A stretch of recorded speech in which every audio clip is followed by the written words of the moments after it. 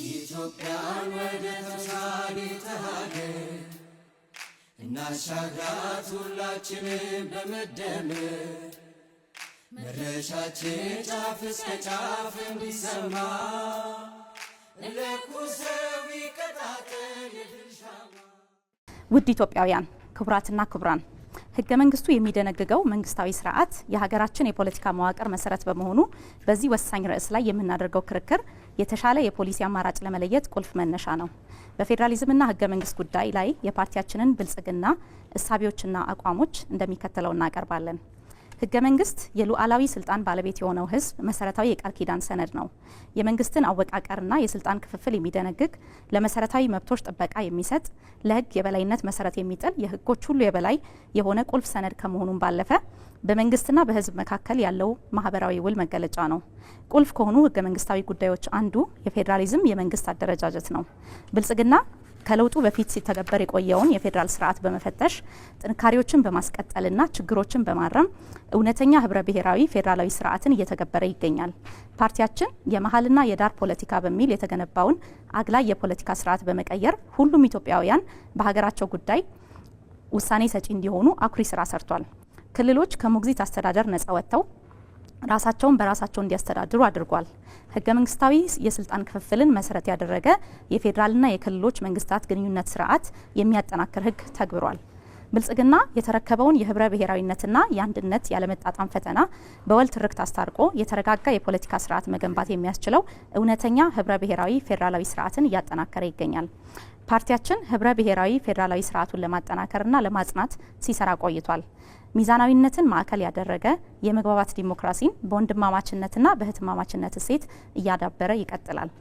ህገ መንግስታዊነት የህገ መንግስቱ የበላይነት የተረጋገጠበት፣ የመንግስት ስልጣን በህግ የተገደበ ሚዛንና ቁጥጥር ያለበት፣ መብቶች የሚከበሩበት ስርዓት ነው። ህገ መንግስታዊነትን ማረጋገጥ ትልቅ ግብ አድርጎ የተነሳው ብልጽግና ፓርቲ ባለፉት ዓመታት ይህንን ለመተግበር ጉልህ እርምጃዎችን ወስዷል። ጥያቄ የሚነሳባቸውን ህጎች በመለየት ሰፊ የህግ ማሻሻያዎች በማድረግ የመንግስት ስልጣን ላይ ተጨማሪ ገደብ እንዲኖር አድርጓል። የህግ አስፈጻሚ አካላት በሚሰጧቸው አስተዳደራዊ ውሳኔዎች ላይ ተጠያቂነትን ለማረጋገጥ የሚያስችል የአስተዳደር ፍትህ ክትትል ስርዓት ተግብሯል። ብልጽግና ፓርቲ ለመብቶች ጥበቃ በሰጠው ትኩረት የግለሰብና የቡድን መብቶችን በሚዛናዊነት የሚያስከብር ስርዓት እየገነባ ይገኛል። መብቶች ጥበቃ ላይ ከፍተኛ ሚና ያላቸውን ፍርድ ቤቶች፣ የአቃቤ ህግ፣ ፖሊስ፣ ማረሚያ ተቋማት በማጠናከር የሰብአዊ መብት እይታ እንዲኖራቸውና የተሻለ ክትትል እንዲያደርጉ አስችሏል። ህገ መንግስታዊ ተቋማት ከፖለቲካ ነጻ ሆነው እንዲደራጁ፣ ሚናቸውን በአግባቡ እንዲወጡ፣ ነጻነትና ገለልተኝነታቸውን የሚያጠናክሩ አሰራሮች ተተግብረዋል። የህግ አውጪውና የህግ አስተርጓሚውን ሚና በማጎልበት የህግ አስፈጻሚውን እንዲቆጣጠሩ በመንግስት ቅርንጫፎች መካከል የተሻለ የእርስ በርስ ቁጥጥርና ሚዛን እንዲጠናከር አድርጓል። ጥያቄ የሚነሳባቸው ህገ መንግስታዊ ድንጋጌዎችን በተመለከተ ብልጽግና ህገ መንግስቱ ተቀዶ መጣልም ሆነ ጫፉ መነካት የለበትም ከሚሉት አካላት የተለየ አቋም አለው። ብልጽግና ህገ መንግስቱ ፌዴራሊዝምን በመተግበር በብዝሃነት አስተዳደር ላይ ጉልህ ሚና ተጫውቷል ብሎ ያምናል። በሌላ በኩል ለኢትዮጵያውያን አንድነትና ለተረጋጋ የፖለቲካ ስርዓት ግንባታ በህገ መንግስቱ ላይ የሚነሱ ቁልፍ ጥያቄዎች ላይ ጥልቅ ውይይት ተደርጎ መሻሻል እንዳለበት ያምናል።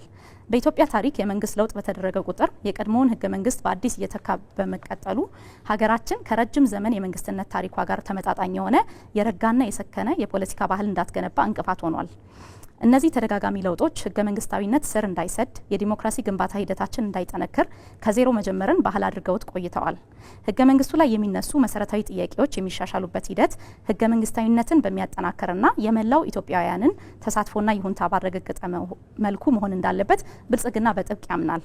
ይህንኑ ለማስፈጸም በምርጫ 2013 በገባነው ቃል መሰረት በዘላቂነትና ህገ መንግስታዊነትን ባረጋገጠ መልኩ ጥያቄዎችን ለመፍታት የሚያስችል ሀገራዊ ምክክር ሂደት አስጀምሯል። ማሻሻያውና የሚሻሻሉ ዝርዝር ድንጋጌዎች በተመለከተም አካታች ሀገራዊ ምክክር መድረኩ በሚያስቀምጠው አቅጣጫ መሰረት ለመፈጸም ዝግጅት አድርጓል።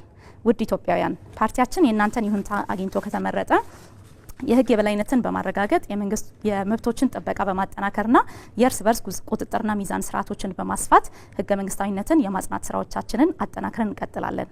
የአካታች ሀገራዊ ምክክር ሂደቱን ውጤት መሰረት ያደረገና መላው ህዝባችንን ባሳተፈ መልኩ ህገ መንግስታዊ ማሻሻያ በማድረግ ህብረ ብሔራዊ ፌዴራላዊ ስርዓትን እናጠነክራለን። ብልጽግናን ይምረጡ። ምልክታችን የመደመር የአንድነት የትብብር ተምሳሌት የሆነው የስንዴ ነዶ ነው። አመሰግናለሁ። ኢትዮጵያን ወደ ተሻለ ሀገር እናሻግራት ሁላችንም በመደመር መድረሻችን ጫፍ እስከ ጫፍ እንዲሰማ እንለኩሰ